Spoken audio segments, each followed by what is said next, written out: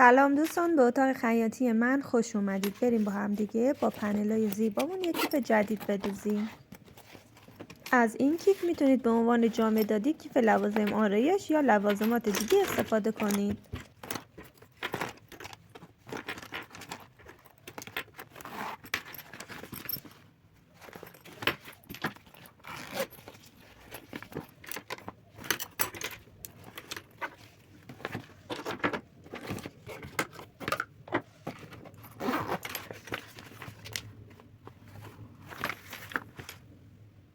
برای دوخت این جامدادی شما احتیاج دارید به پنل، سلفون، آستر، زیپ و سرزیپ. من از شماره 8 استفاده کردم، شما میتونید از شماره 5 هم استفاده کنید. برزنت سوزنی عرض 2.5 یا 2.2. من وسط تا کردم و اتو زدم که اذیت نشم توی دوختش. خب در مرحله اول آستر رو به این صورت زیر بدن قرار میدیم و دور تا دور این قسمت رو به فاصله 2 میل رودوزی میکنیم.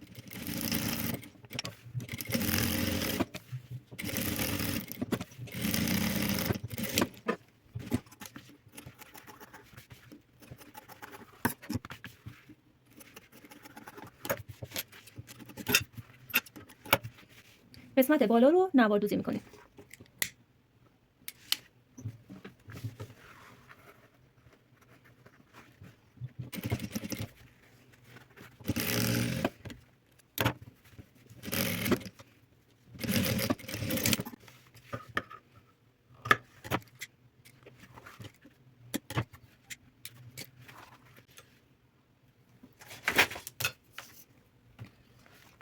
خب برای سلفون هم قسمت بالا رو نواردوزی میکنیم.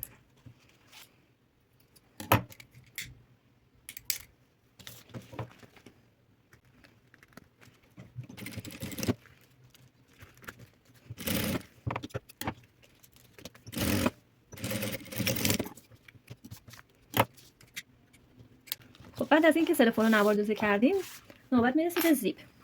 برای اندازه زیپ 1.5 سانتی متر از این سمت، 1.5 سانتی متر از این سمت اندازه میزنیم. 1.5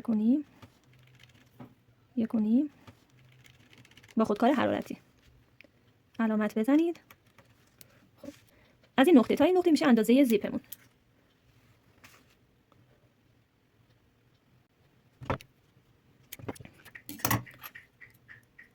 سرزیپ رو وصل میکنیم.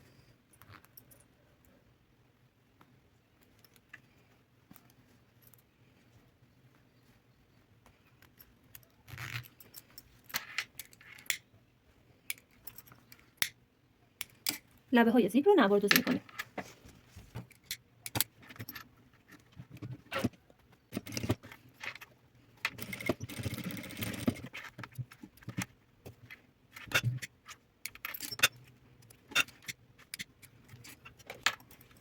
وسط زیپ رو باید مشخص کنیم.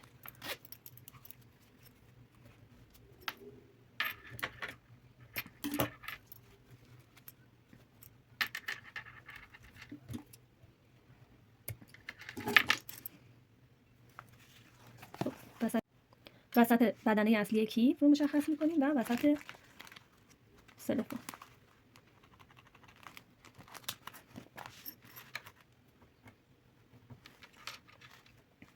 خب وسط سلفون رو روی وسط زیپ قرار میدیم.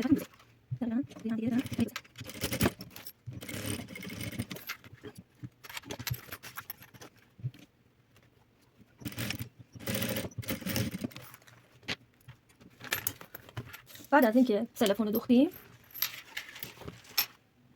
وسط بدنه رو از قسمت پشت مشخص میکنیم و از قسمت پشت کارمون قرار میدیم و این قسمت رو میدوزیم.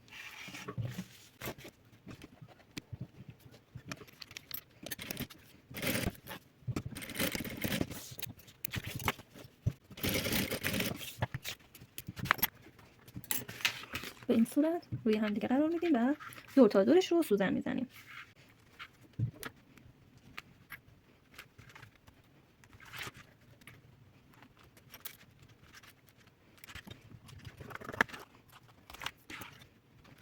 بعد از اینکه فیکس کردید، نوار برزنت سوزنی میدوزید.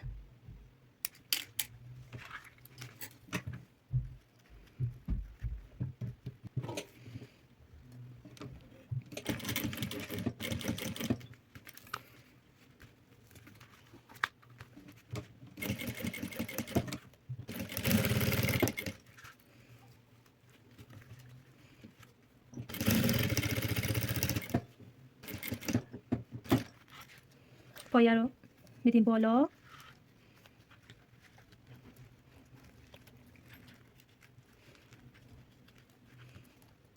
و این قسمت رو یه تا میزنیم میریسیم.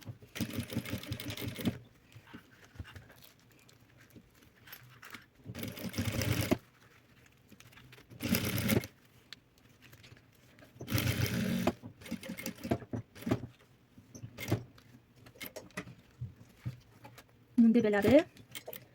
سوزن رو بردارید بالا بچرخونید و قسمت گوشه یه تا میخوره این قسمت، تا رو بزنید و بدوزید.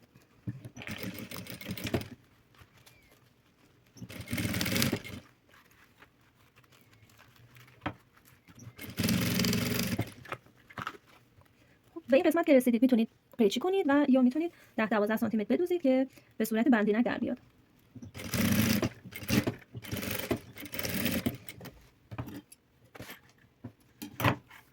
تا کنید و این قسمت رو یه بست بزنید.